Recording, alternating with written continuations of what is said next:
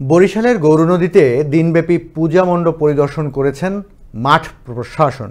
এদিকে সার্বজনীন দুর্গাপূজা নির্বিঘ্নে উদযাপনে দিনরাত কাজ করছে পুলিশ। পূজাকে ঘিরে আয়োজন করা হয়েছে নানা সামাজিক ও ধর্মীয় কর্মসূচি।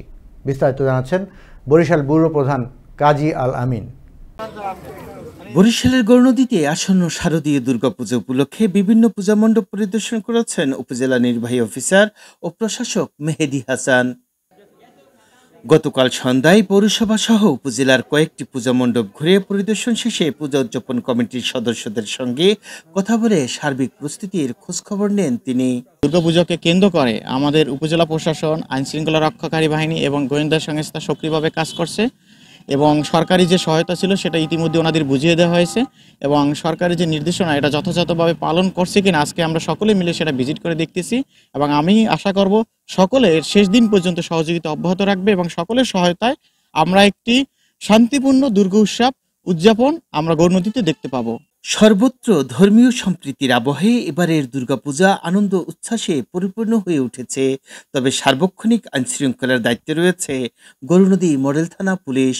প্রত্যেকটা পূজা মণ্ডপে আমাদের পুলিশ ফোর্স আছে, সংখ্যাধিক কিছু বেশি আছে এবং আমাদের মোবাইল পার্টি আছে, স্ট্যাকিং পার্টি আছে, সাদা বৈশাখী পার্টি আছে, ডিবির পার্টি আছে। আমরা সার্বক্ষণিকভাবে নিরাপত্তা নিশ্চিতের জন্য কাজ করতেছি।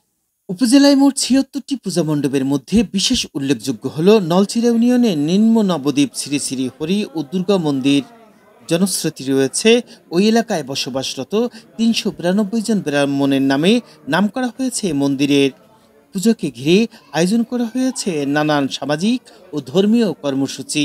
নিম্ন নবদ্বীপ শ্রী শ্রী দুর্গা ও হরি মন্দির প্রাঙ্গণে নলছিরা সার্বজনীন পুজো উদযাপন পরিষদ কর্তৃক আয়োজিত শারদীয় দুর্গা উৎসব 2025-এ আমাদের এবার উত্তর বরিশালের মধ্যে সর্ববৃহৎ আয়োজন রয়েছে। আমাদের 4 দিনব্যাপী সাংস্কৃতিক অনুষ্ঠানমালা রয়েছে। আমাদের মূল থিম হচ্ছে এই পুজোটাকে কেন্দ্র করে দেশবাসীর মঙ্গল কামনা, সার্বিক মঙ্গল কামনা, দেশের মানুষ শান্তিতে বাস করুক, শান্তিতে থাকুক, এটা আমাদের মা দুর্গার কাছে চাওয়া। প্রত্যেক বছরের মতো এবছরও জানি সবাই মিলে খুব সুন্দরভাবে আমরা পূজা উদযাপন করতে পারি।